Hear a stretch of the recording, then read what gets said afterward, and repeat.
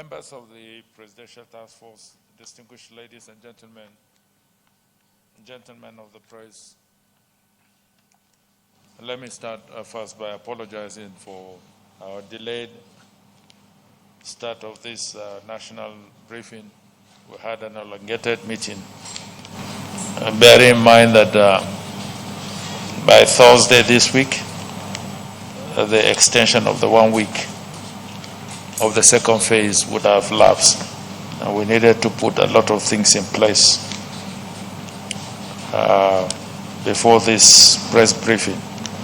However, I welcome you all to the national briefing by the Presidential Task Force on COVID-19 for Monday, 3rd August 2020.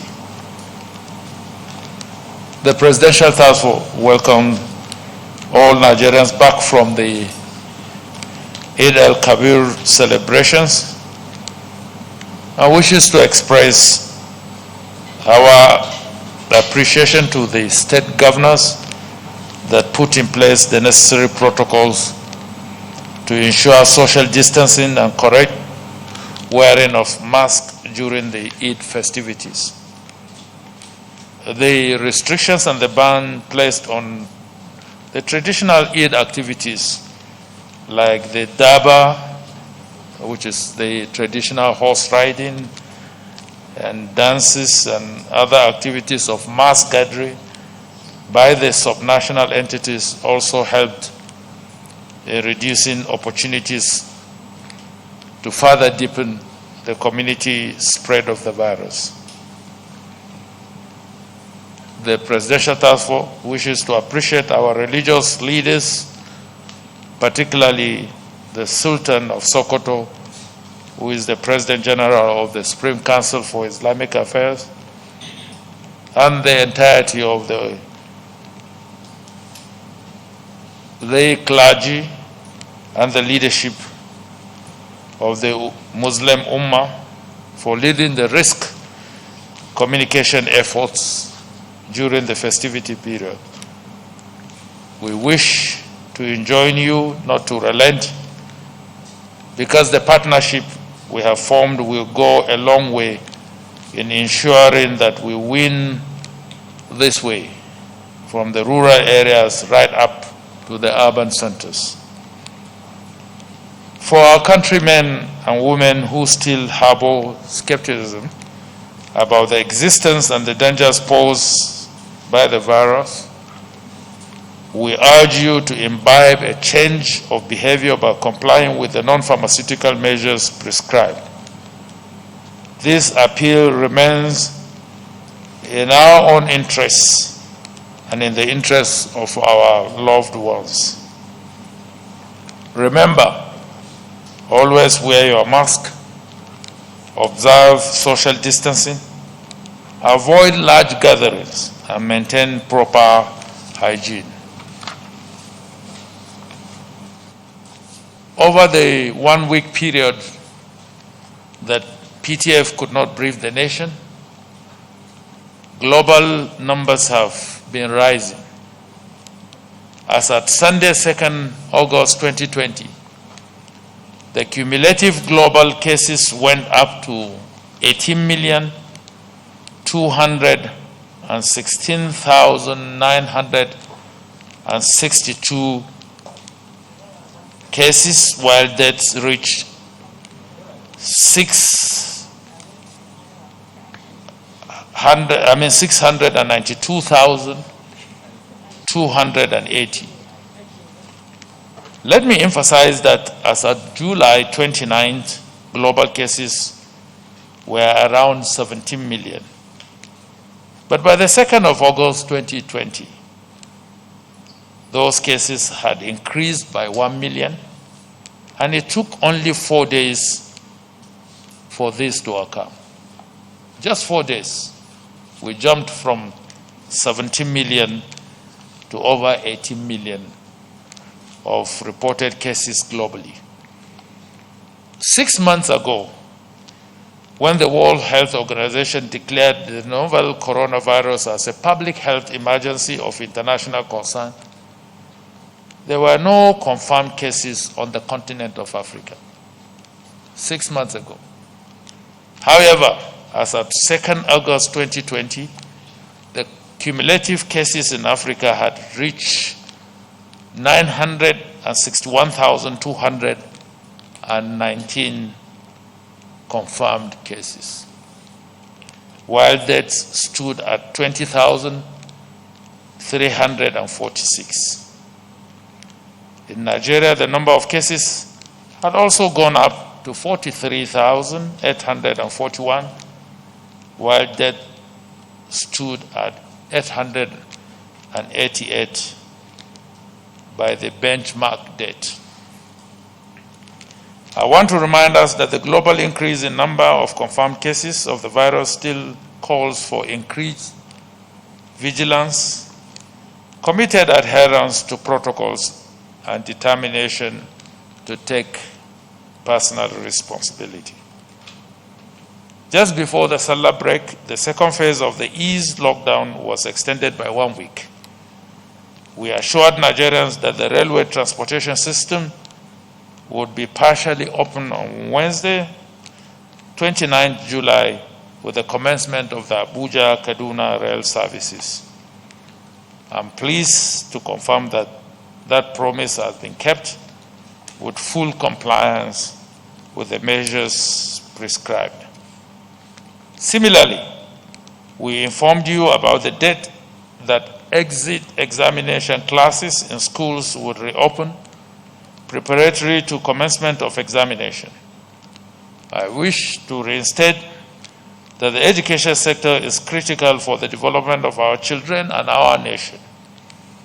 Reopening the sector is also a source of concern based on the fact that the school system remains a veritable ground for increasing community transmission if appropriate protocols are not put in place and, more importantly, adhered to.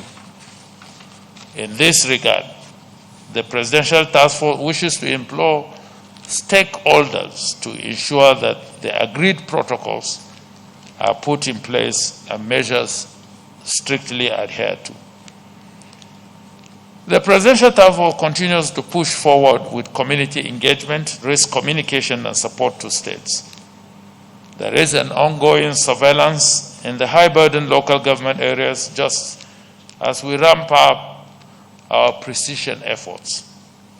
Similarly, the federal government is supporting the states to firm up their incident action plans preparatory to accessing the World Bank facility for the fight against COVID-19. The national response would continue to guide the adoption of sector-specific guidelines and protocols, just as the PTF is currently concluding discussions with the Independent National Electoral Commission, INEC, on appropriate guidelines to be adopted for elections, beginning with the August 8th by-election in Nasarawa State, to be followed by those of Edo and Ondo States gubernatorial elections in September and October, respectively. I therefore wish to use this opportunity to implore party leaders, aspirants, members, and supporters to remain mindful of the virulent nature of COVID-19 during electioneering campaigns and other election processes. We need to remain alive to enjoy the benefits of our democracy. The Presidential Task Force wishes to thank all Nigerians that continue to respond to call for involvement in the national response. In this regard, we thank His Royal Majesty, the Oni of Ife, for donating 4 motorized modular fumigators, 2 each for the PTF and FCT. In the same vein, we want to appreciate the UN Basket and European Union for delivering the second tranche of PPEs, medical supplies, and equipment. Ladies and gentlemen, As I mentioned during our last press briefing of Monday, 27 July 2020, the Presidential Task Force will submit its 6th interim report to Mr. President. And subject to his approval, we hope to present the way forward to Nigerians at the next briefing on Thursday, 6 August 2020. I'm happy to inform you that as ECOWAS champion on the containment of COVID-19 in the West African sub-region, Mr. President made a donation of 67 million naira worth of PPEs and medical supplies to the government and people of Sao Tome and Principe. In the same vein, hopefully, the goods that were procured by the West African Health Organization and brought in to the hub in Abuja here, we would start with the support of the Nigerian Air Force under the instructions of the President, start the distribution of these items on Wednesday to the different West African countries. We would further give you details in respect of that, and we would urge you to cover extensively the distribution of these items to our sister West African countries within the ECOWAS sub-region. Mr. President's leadership of this regional effort will be more impactful if Nigerians demonstrate that our national response could be replicated in other West African countries by first changing our behavior and complying with the non-pharmaceutical measures put in place. The Presidential Task Force wishes to use this opportunity to appreciate the group of survivors that have added their voices to the campaign against stigmatization and urge the rest of us to always remember that COVID-19 is not a death sentence, and we need to be supportive of one another. Most importantly, let's wear our mask properly, stay at home, especially for those above the age of 60 years, maintain social distancing, and continue to take personal responsibility while we encourage others to do the same. I now have the singular honor to invite the Honorable Minister of Health, followed by the DIG Nigerian Center for Disease Control and the National Coordinator, to brief you and give you updates as it relates to their functions. I thank you all for listening.